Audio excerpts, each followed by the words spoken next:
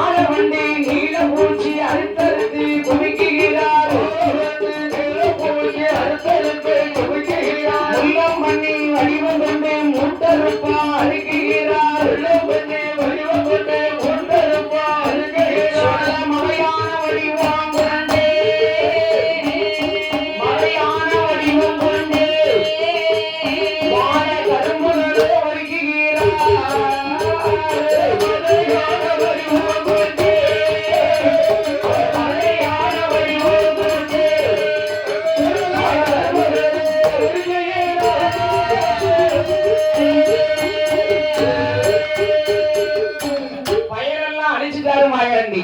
பயிர் அடிச்ச பின்பு பழியம்மார்கள் கார்த்திகை மாசம் கதிர்பிடிக்க நாள் பயிரை சுத்தி பார்க்கறதுக்கு மலங்காவுக்கு வராங்க.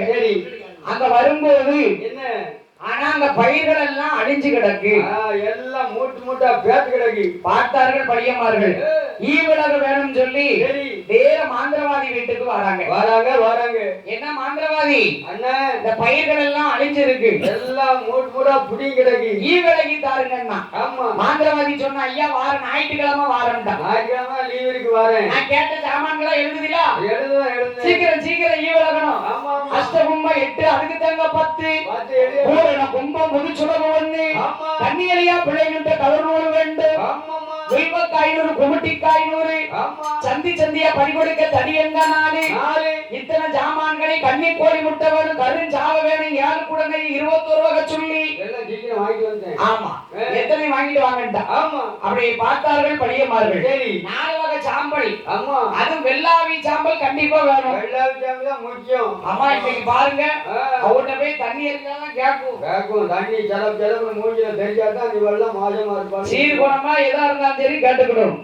வெள்ளாவி தண்ணிக்கு அப்படி ஒரு பாரு பவர் அந்த கோயில்ல வெள்ளாவி பானைக்கு வச்சிருக்கு. அதானே களவாய் மாடு இங்கே இருக்காது. வண்ணார் மாடு அந்த இருக்காருல அவர் சொன்ன வாக்கு தப்பாது.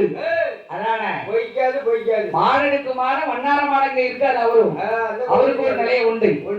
அதனால இந்த 4 வகை சாம்பலை வாங்கி கொண்டு என்னை எதிர்பாருங்கட்டா. பார்த்தார் பையமார்களும் சாமான்களை வாங்கி எதிர்பார்க்க மாந்திரவாதி மணக்காவிலே வந்து சாமான்களை சரிபார்த்து அப்படி சிறுசோழவை எடுத்து திருநீரை பறந்து சிதம்பர சக்கரம் வரைஞ்சான். சிதம்பர சக்கரம் வரைந்தார். 4 திசையும் கட்டுனான். ஏன்னா மாந்திரிகம் படிக்கும் போது கழிப்புல உட்காரும் போது கெட்டி திசைக்கட்டு கட்டிதான் உட்காரணும். சாமி அடிச்சு போடும். 4 திசை கட்டுனா தன்னை கட்ட மறந்துட்டான். அப்படி சிறுசோழவை எடுத்து சிதம்பர சக்கரம் வரையும் போது மாயாண்டி சீரிப்பாய்னு சொல்லல. அப்ப மாந்திரவாதி கேட்டான், தேவதா உனக்கு என்ன வேணுமோ தார வாங்கிட்டு போயிரு. வாங்கிட்டு போப்பா. மாயாண்டி சொன்னார், ஏ மாந்திரவாதி என்ன இந்த மலங்காவுல இந்த மாயாண்டி குடலைக்கு நான் ஈவலைக்கு போனமானா 8வது பீடம் போட்டு ஏறி வச்சு வளசாத்தி கும்பகலசம் ஏற வைத்து படப்பு பரிவாரம் கொடுத்து 7 பரண்டு 6 பரன்ல ஆடு கோழி பன்றி சரி சேவல் இதெல்லாம் பலி கொடு. ஆனா 7வது பரன்ல உன் மக தலைமகள் இந்த 9 மாத சூனி இருக்காளே மாவுசைக்கு இருக்கல்ல அவளை ஊட்டு போட்டு எனக்கு கூட கொடு. 7வது வரல அவளை ஊட்டு போட்டு எனக்கு கொடு. அப்பதான் ஈவலுக்கு வந்தார். மாந்திரவாதி நினைக்க ஆடா வீட்டுக்கு வந்த தேவதா காட்டுல வந்து நம்மகிட்ட சண்டை பண்ணலாம். நம்மகிட்டே கை வைக்கலாம். சரி பெத்த மக போனாலும் பரவாயில்ல, சுடலை நம்ம விடக்கூடாது.